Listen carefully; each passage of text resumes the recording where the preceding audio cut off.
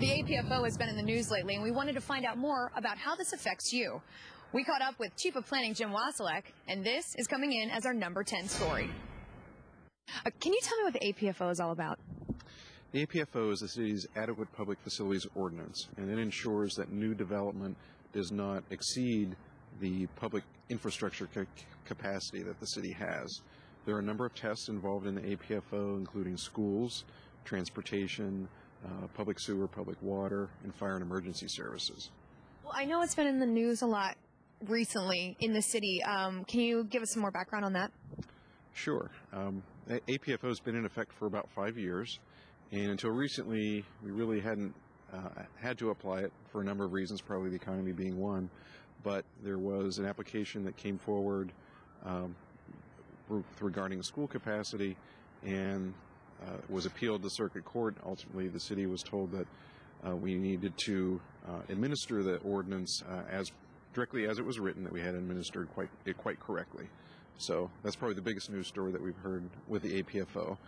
Recently, there was also an issue with College Gardens Elementary School, in that there are certain uses that require, per our APFO, a station response within 10 minutes, actually 3 stations to respond within 10 minutes. These are uses that might potentially require additional facilities from fire and rescue, like nursing homes, schools, etc.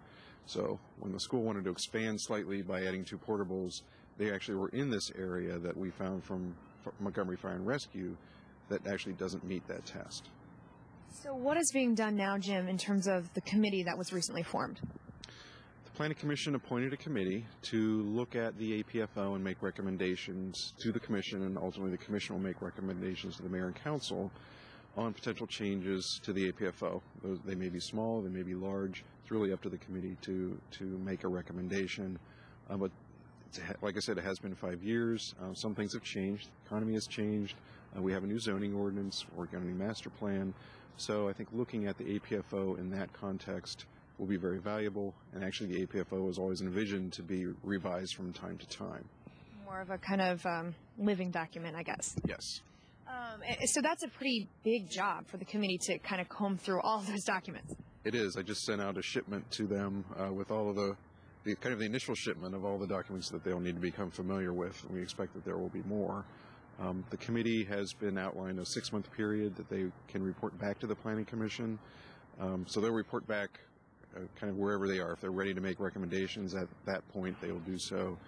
If they need additional work, they'll just let the Planning Commission know that. So in this 6-month period, will anything be halted that's maybe kind of in the queue to be built or planned?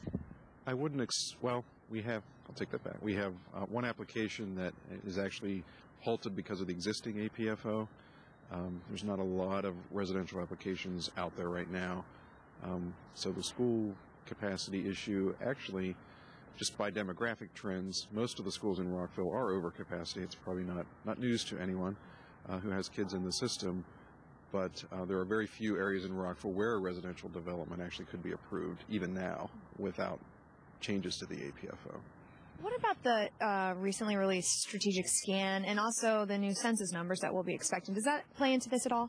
I think it does. What we've heard from MCPS demographers is that it's not really new development that has the most impact on school capacity. It's actually existing communities like Rockville and neighborhood change, demographic change, economic change that actually puts more students into the system than new developments.